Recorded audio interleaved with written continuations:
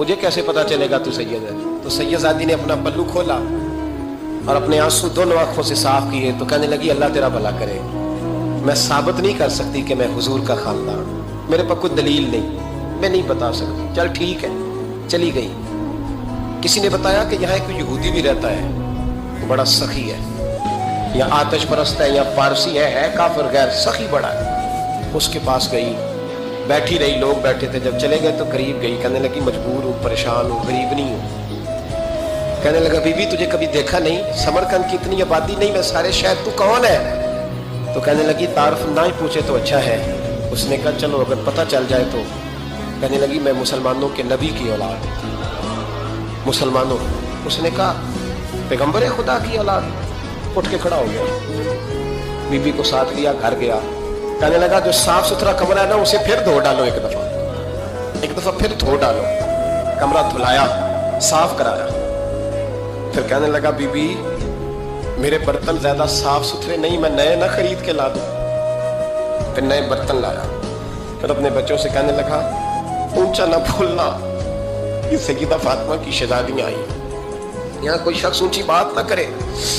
फिर कहने लगा बीबी जो मेरा बिल्कुल तैयब और हलाल रिज़्क है ना, ये उसमें से लंगर है, लेकिन चूंकि मैं गैर मुस्लिम हूँ, मुझे सलीके नहीं आते, जैसा तैसा भी हो ना इसे कबूल कर लेना। खातून को कहने लगा ये घर है, जब तक जी चाहे यहाँ रहना, और देखना हो सके तो रात अपने नबी से सिफारिश करना, मेरा भी कोई मसला, मेरी भी कोई कबूलियत कहीं हो जाए। वो मुसलमान कहलाने वाला रात को सोया। कहते जन्नत सजी हुई है, लोग जन्नत में जा रहे हैं, लाइनें लगी हुई हैं, नबी पाक लोगों को जन्नत में भेज रहे हैं। मैं भी दौड़ के लाइन में लग गया, फरिश्ते ने मेरा बाजू पकड़ा, का पीछे हट। तो मैं दौड़ के हुजूर की बारगाह में गया, मैं हुजूर सारे जन्नत में जा रहे हैं, ये मुझे नहीं जाने देता।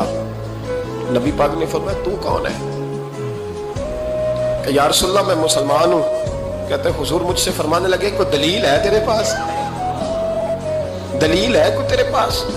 तो मैं चुप कर गया। फरमाया मेरी बेटी तेरे दरवाजे पर आ ही गई थी तो तू दलीलें पूछने लग गया था।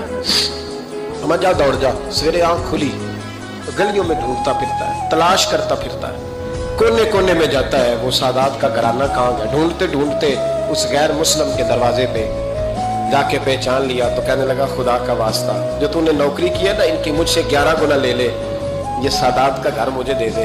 तो कहने लगा कल तू आता तो शायद बात और होती, आज बात और है।